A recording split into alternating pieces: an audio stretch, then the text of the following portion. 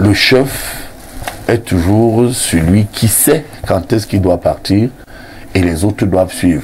Malheureusement, et ça je voudrais quand même le dire à vos autorités, vous avez des groupes communautaires qui respectent leur chef et qui ne peuvent même pas parler devant leur chef. Il y a des zones ici, allez voir un peu les Lawal, les Lamido, les Fauchés, les Bamlékés, les Mfon, le crachat du chef ne touche pas le sol. Mais malgré tout, incapables de parler à leur communauté anthropologique, ils se permettent quand même de dire que le président doit partir. Et vous voyez que quand vous faites donc ce consensus, ce syncrétisme, vous voyez donc qu'il y a une violation du sacré, autant sur le plan traditionnel que sur le plan moderne. Voilà pourquoi les chefs d'État, conscients donc de cet état de fait, il faut achever l'indépendance, la compléter, qu'elle devienne effective, totale, sans condition. Et là, il va tracer le chemin. Il faut rompre avec la colonisation et refonder notre République en considérant un peu ceux qui exécutent cette malgouvernance-là. Détermination au pouvoir, comme eux-mêmes des victimes, mais des victimes un peu complices, en s'élevant un peu. Le Cameroun et les autres doivent se refonder et s'aligner sur le modèle de l'AES qui est en construction. Le Sénégal a tracé le chemin parce que l'AES... Parce que l'Afrique est le continent qui a inventé toutes les traditions politiques du monde. La République, ce sont les Africains qui ont inventé la République. La chefferie, ce sont les Africains qui ont inventé la chefferie. Le royaume, ce sont les Africains qui ont inventé... Ce ne sont pas les Platons. Non. Et mais ça en Égypte, les communautés villageoises. Les communautés villageoises là, sont des républiques, ce que les anthropologues coloniaux vont appeler des systèmes acéphales. Ce sont des républiques. C'est-à-dire sans tête. Ce sont des républiques, ce ne sont pas des systèmes monocratiques ou monarchiques. Mobutu Sese Seko, 32 ans au pouvoir. Il meurt dans la désolation la plus totale. Dans le ridicule. Chassé du pouvoir. Ben Ali, 23 ans au pouvoir. Il meurt en exil. Chassé du pouvoir. Malgré de bons résultats économiques. Il meurt en exil, chassé du pouvoir. Blaise Compaoré, 27 ans au pouvoir. Il meurt, il n'est pas encore mort. Il est en train de se décomposer. De se désagréger. De se désagréger. Comme quelqu'un qui est malade d'une maladie dégénérative. Si vous voyez Blaise Compaoré aujourd'hui en Côte d'Ivoire, même si vous l'avez haï, vous avez envie de pleurer. Mais toute l'humanité aime le pouvoir. Ça, c'est George Washington. Voilà. Il y a une seule chose qui limite à 4 voilà. Il n'y a qu'une seule chose qui arrête l'amour du pouvoir. Ouais. C'est le pouvoir qui arrête le pouvoir. Voilà. Comme les politologues. Ils sont bons. Donc, Obama aussi voulait être président jusqu'aujourd'hui. Barack. Il aurait voulu, d'ailleurs il est plus jeune que tous nos vieux types là. Lui voulait être aussi président. Il trouve seulement une structure qui lui enlève cette idée là. Dès son accession.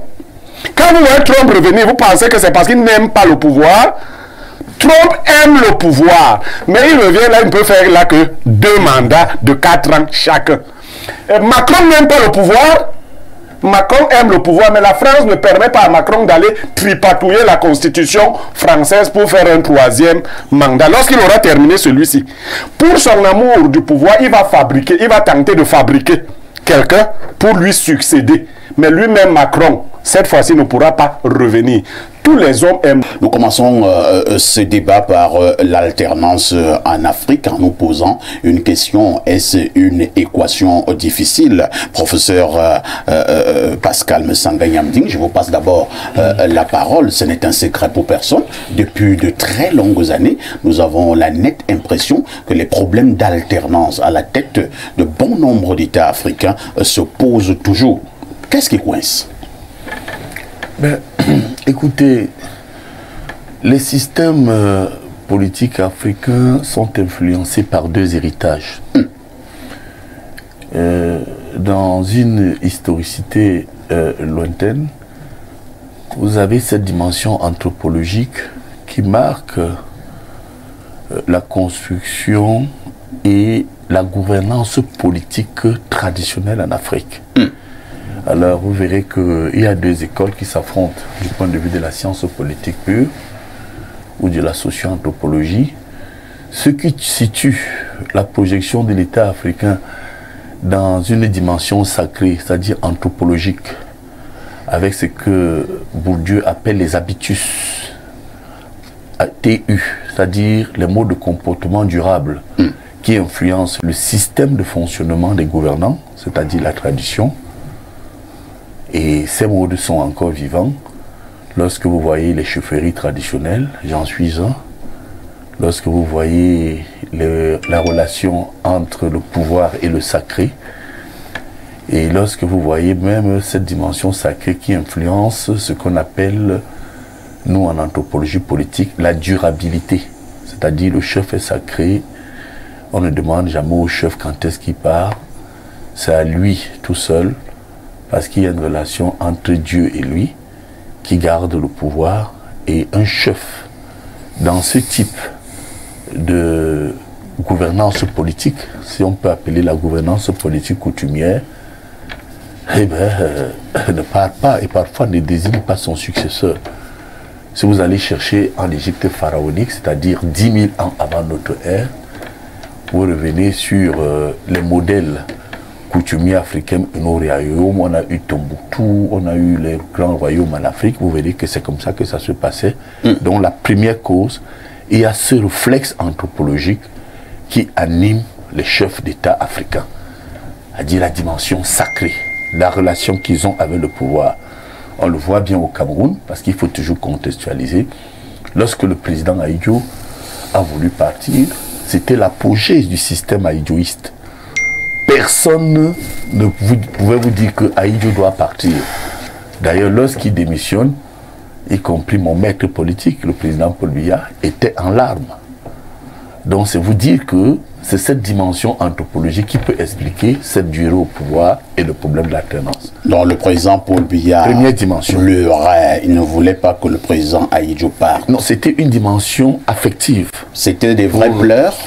Non, là, je suis... Ou bien des larmes de crocodile. Vous m'interrogez, là, je suis un analyste, et je crois que sur ce plateau, nous faisons l'éducation populaire, et dans ce rôle, vous m'avez dit pourquoi il y a un problème d'alternance. Je vous ai dit deux raisons.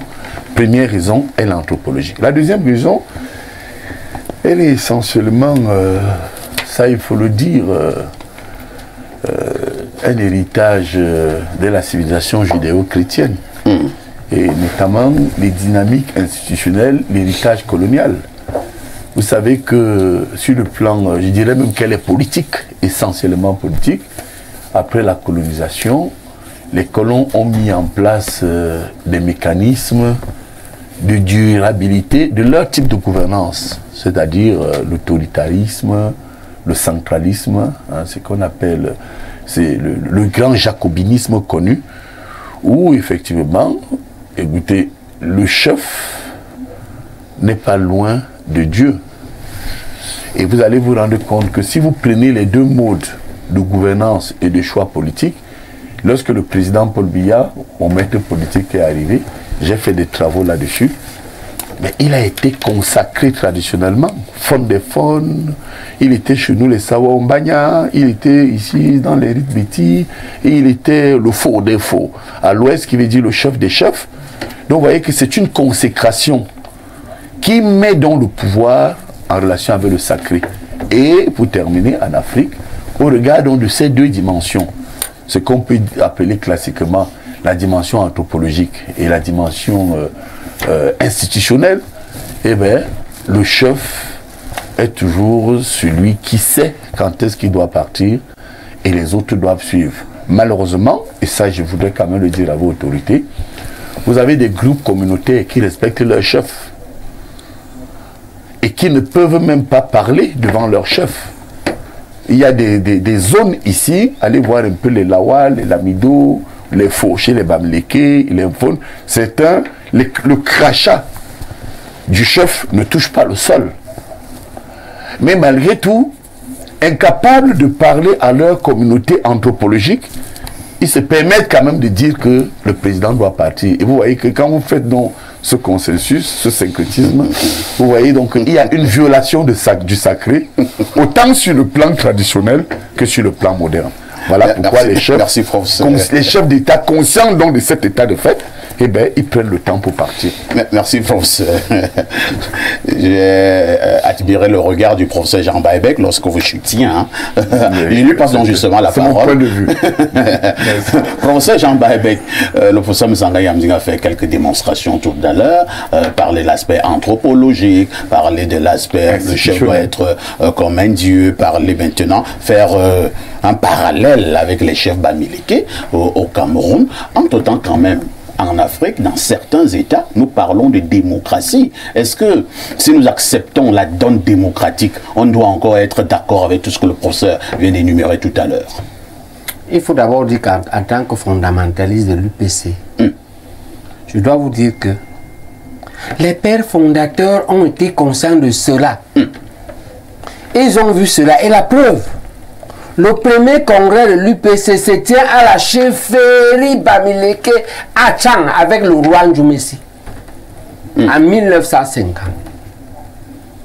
Il en devient le président. Conscient de cela, tout au long, ils se sont assis et ils ont pensé comment on va passer des chefferies vers la République. C'est là pour les mêmes règles. Ce que Messaga dit là, avec tout le respect, est valable dans les systèmes traditionnels, dans les villages, dans les tribus.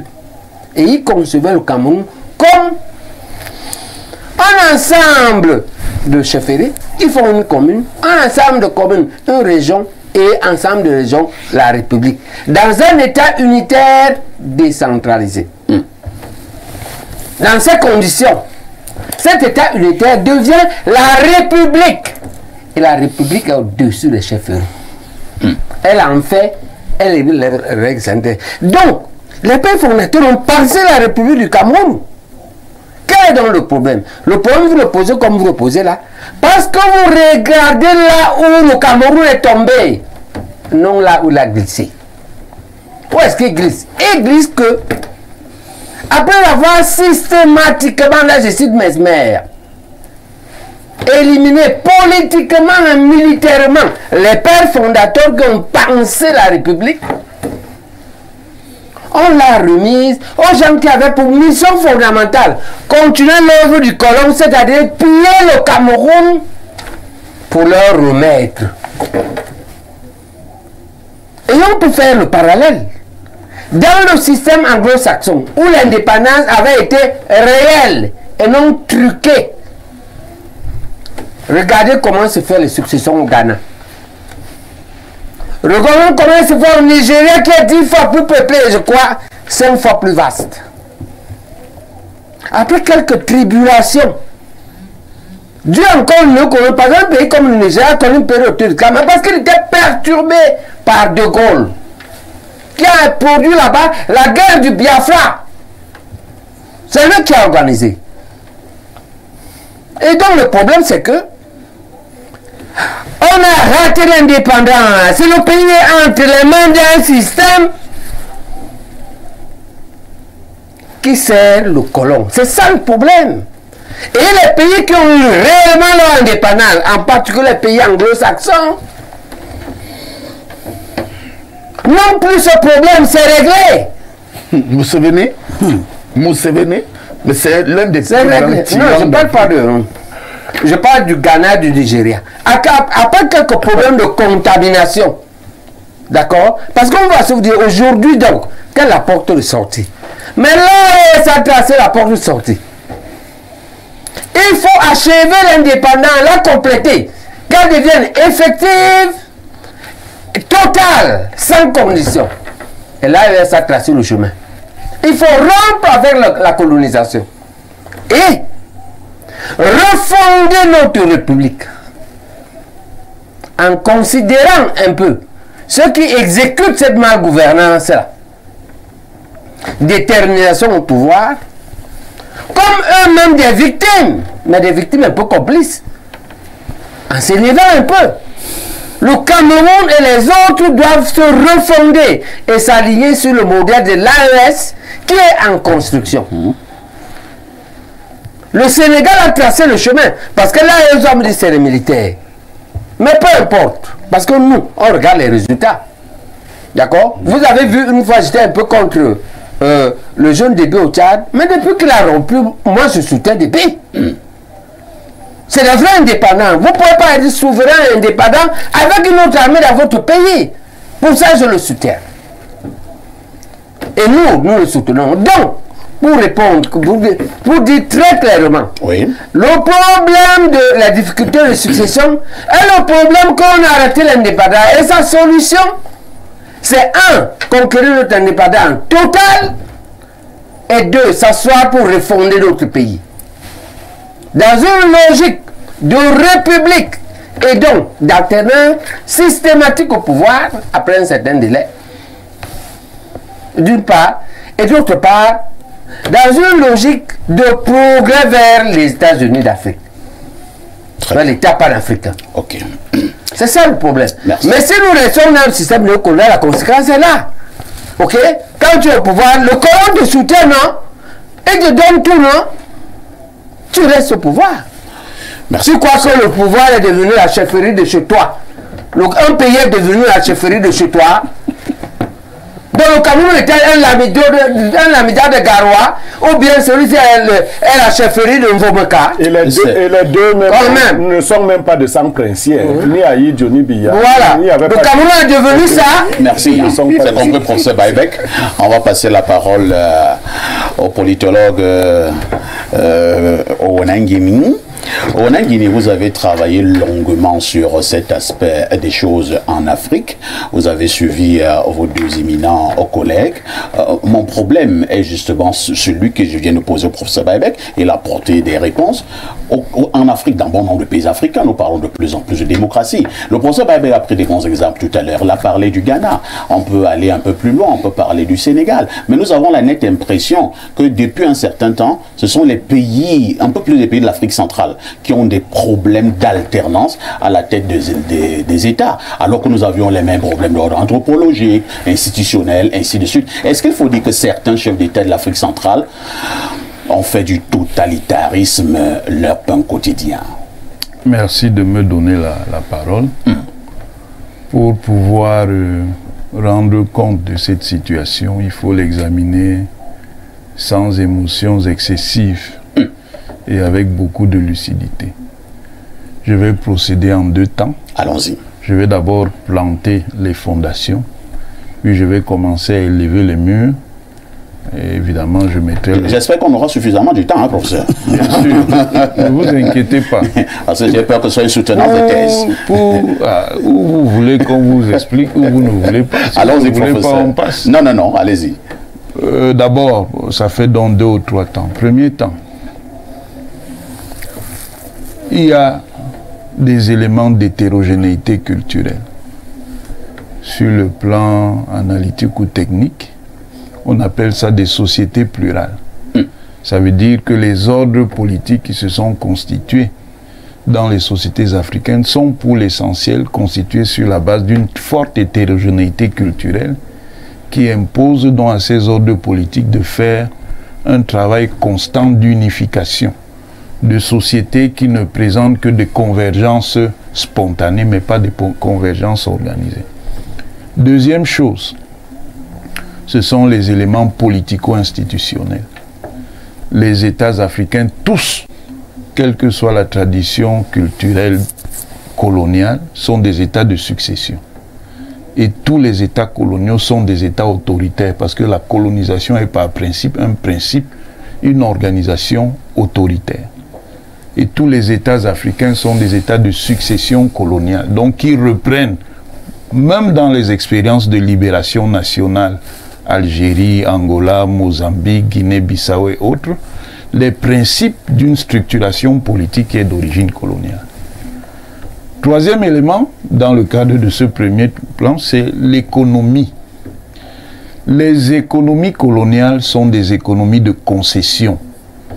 Et ces économies de concession font que dans une colonie, il est difficile de mettre en place des mécanismes de transformation avancés de la nature pour que ça produise un haut niveau d'accumulation, donc beaucoup de richesses.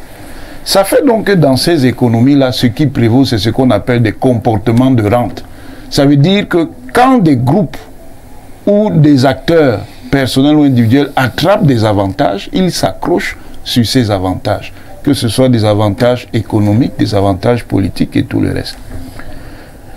Dernier élément, c'est l'élément donc de la persistance de l'impérialisme en dépit de la décolonisation.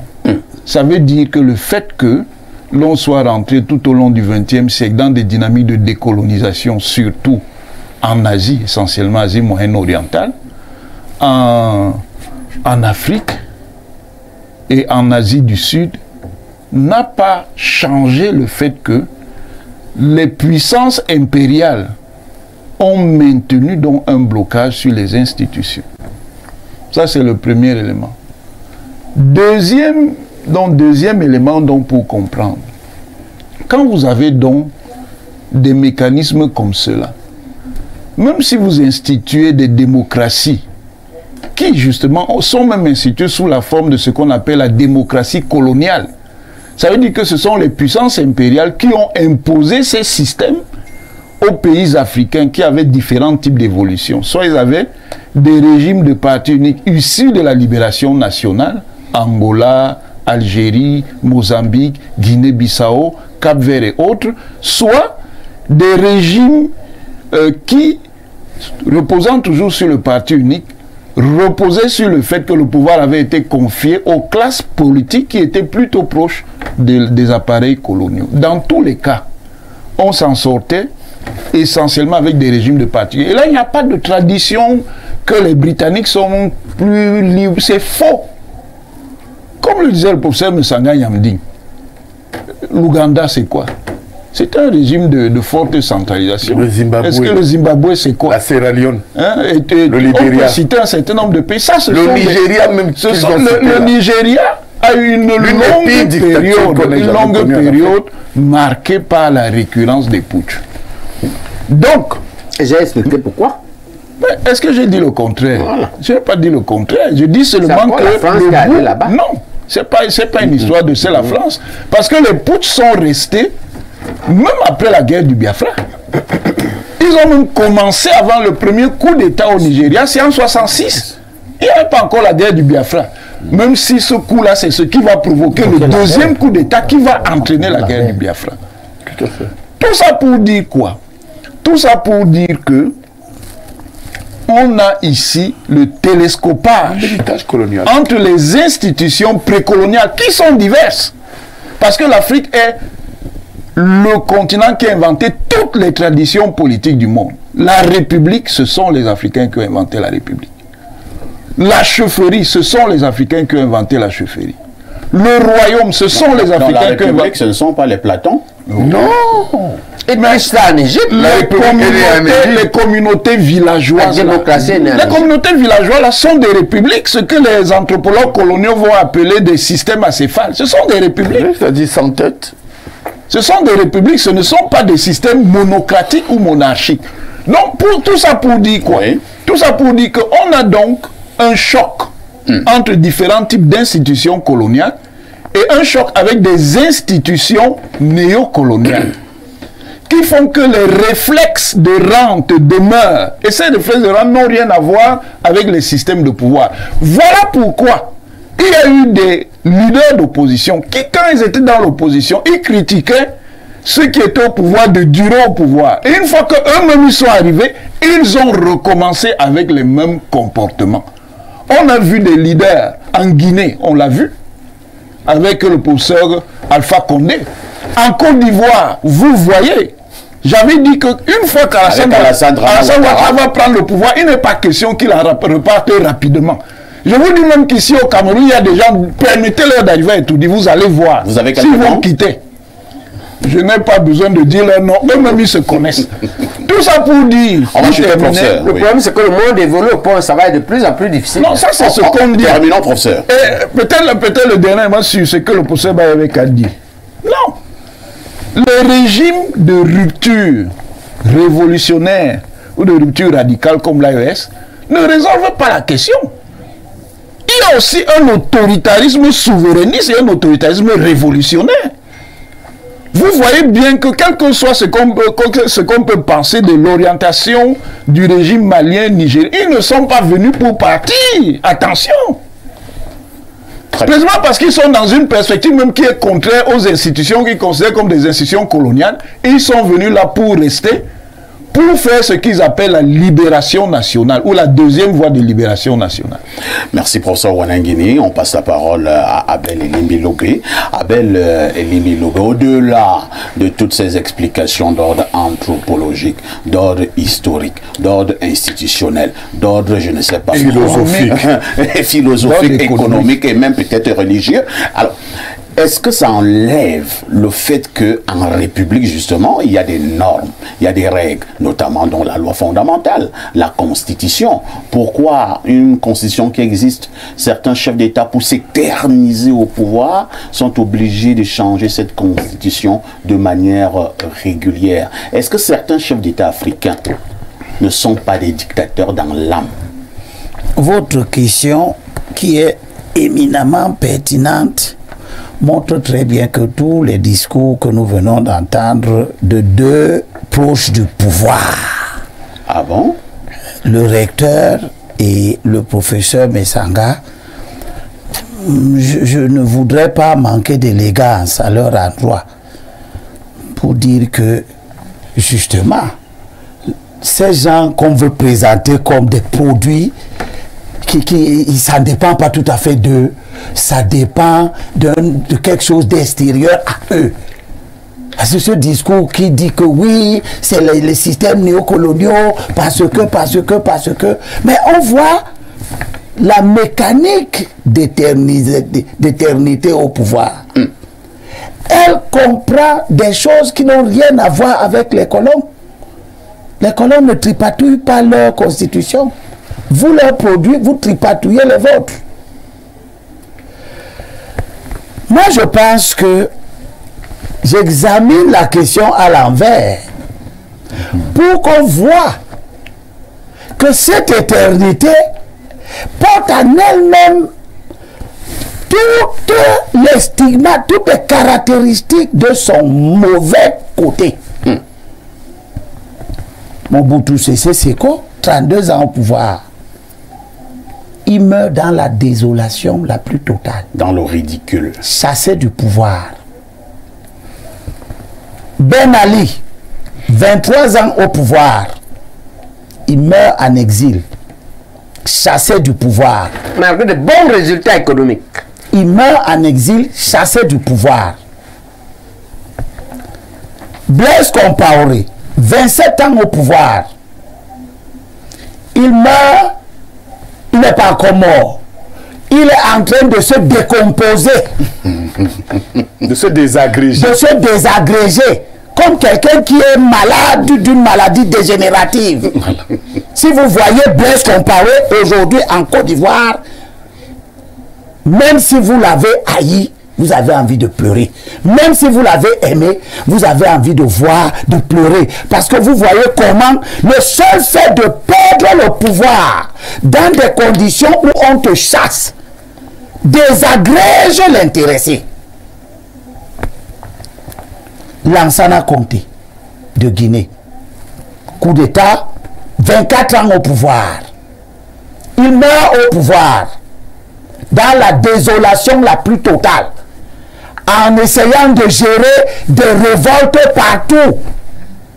C'est-à-dire que la durée au pouvoir n'aboutit pas à la structuration d'un État stable et solide. Mais au contraire, la destruction de l'éterniseur. Robert Mugabe, libérateur arrivé au pouvoir, 30 ans au pouvoir, il meurt dans la désolation totale. Ali Bongo. Je Je te concède Ali Bongo que j'ai failli oublier dans la liste. Habib Bourguiba, fondateur de la Tunisie.